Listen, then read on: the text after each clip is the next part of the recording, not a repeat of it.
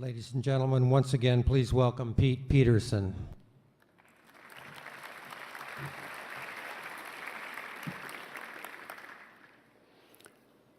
There are so many reasons I'm thrilled to have President Bill Clinton with us today.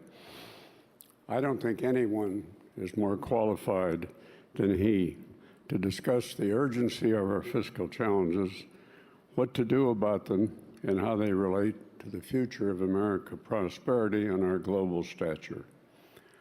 When he took office in 1993, President Clinton knew that America's economic future could be determined in large part by our ability to get our fiscal house in order.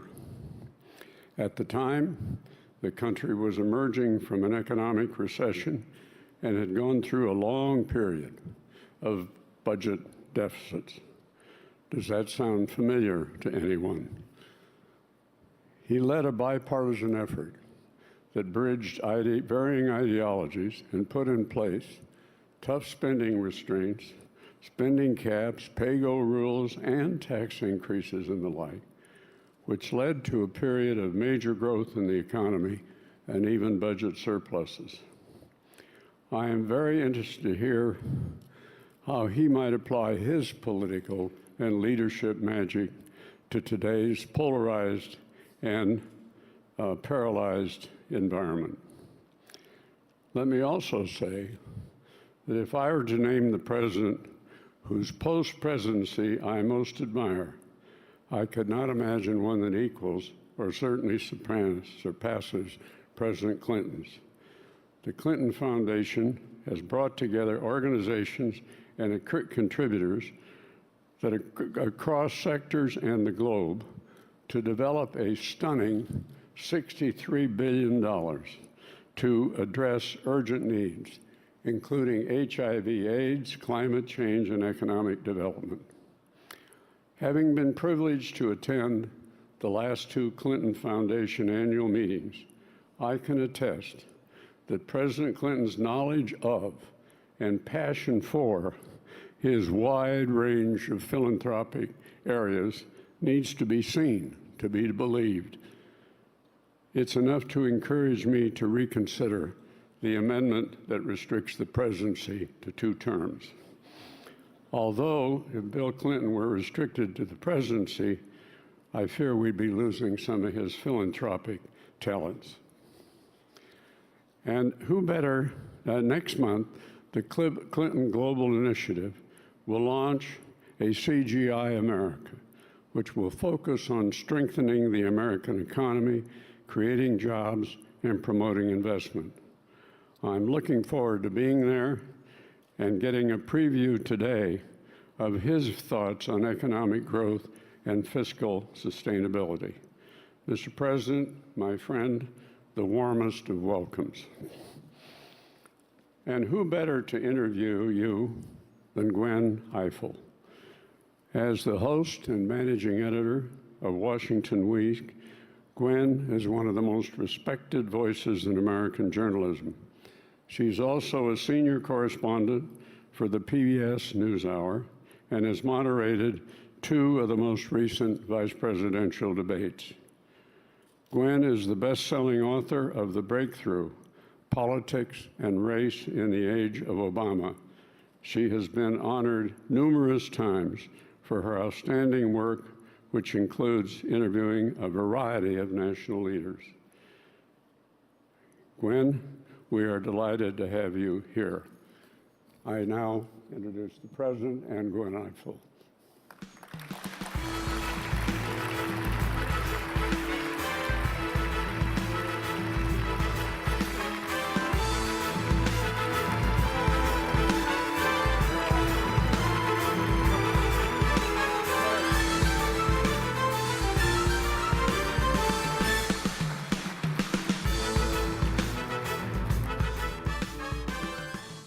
The president just said to me, who better to interview him than someone who stalked him for 8 years?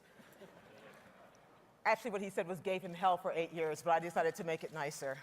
I am thrilled to be here today to talk about an important topic, and in the interest and in the spirit of the conversation that the Peterson Foundation has been having so far, I want to start by talking to you in a bipartisan manner. Tim Pawlenty, who just announced he's running for president, said last week that he feels that Americans are not looking this in the eye, that they need to slash budgets without regard to sacred cows. Is that even possible? Yeah, I think it is, but I think that it needs to make sense. I mean, let's not forget the terrible double bind America is in right now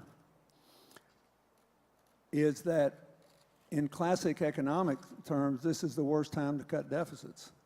That's the relentless stream of columns Paul Krugman writes in the New York Times every day. He's right about that. There's a chance that if there is zero demand for private capital, it's not quite that low, but interest rates are virtually zero, and there's so little activity in the private sector.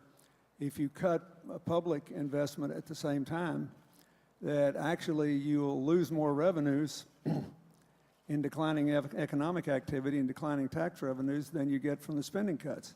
It's going to be very interesting to see what happens in the United Kingdom on that, because the early results are not particularly encouraging. The theory of the Cameron budget is the same one, same theory and the whole theory that the European Central Bank seems to be driving, is that even though interest rates are functionally zero, so the benefit you normally get from reducing the debt is to ease interest rates and you get a big increase in investment, they think there's some sort of confidence premium in doing it right now when things are fairly flat.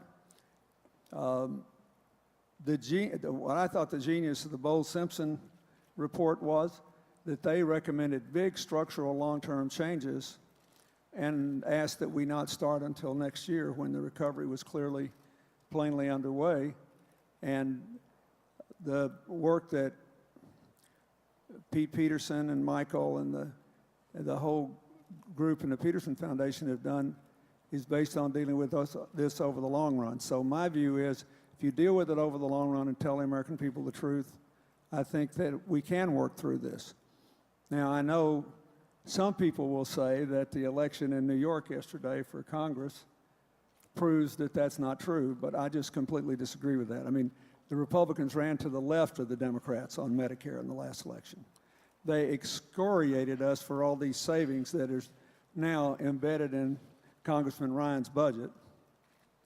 And they claim we cut Medicare when what the Democrats essentially did was to cut the reimbursement rate for Medicare Advantage and put the money into lengthening the life of the Medicare Trust Fund and closing the donut hole in the drug program, which, according to Kathleen Sebelius' report in the morning paper, is saving money because we're also requiring a discount on drugs bought in volume, which we should do, I think.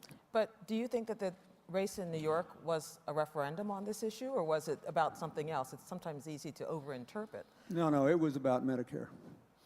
But the only point I'm trying to make is,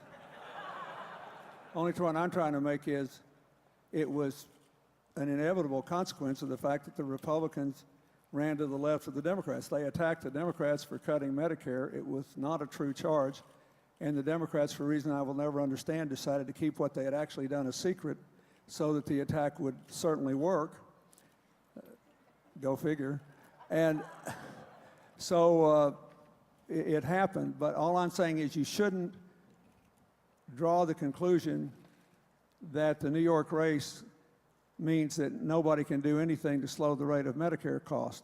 I just don't agree with that. I think that what you should draw the conclusion that the people made a judgment that the proposal in the Republican budget is not the right one. I agree with that.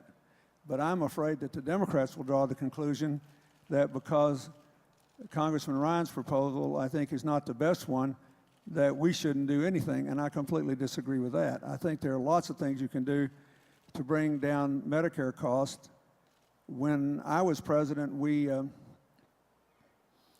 passed a Medicare reform bill, bipartisan, and it saved 50% more than it was estimated to save in the first 2 years, so much so that the Congress went back and actually increased some of the reimbursement rates, and still over a 10-year period, and keep in mind, this is more than a decade ago, It saved 23% more than the Congressional Budget Office said it would, more than $700 billion over a decade.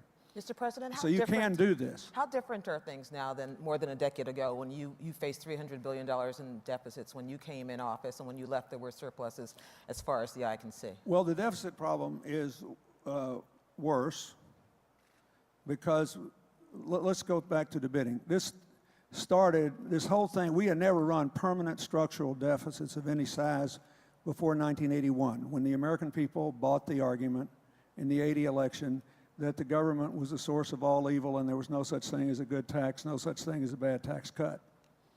That was the beginning of America's involvement with structural deficits.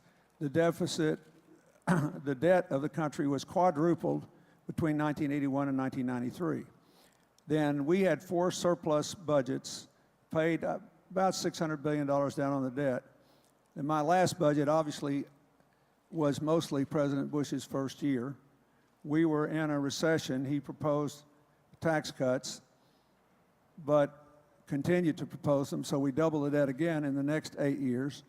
And then we had the financial meltdown, which devastated the revenue stream of the government. So this is a more severe problem. And it's more severe because I became president at the tail end of a traditional business cycle recession. And when we had clearly high real interest rates because of the debt.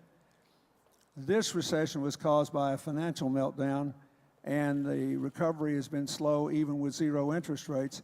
It's more like what Japan went through after their collapse. These financial real estate collapses normally take longer to get out of than traditional business cycle recessions, so it's tougher now.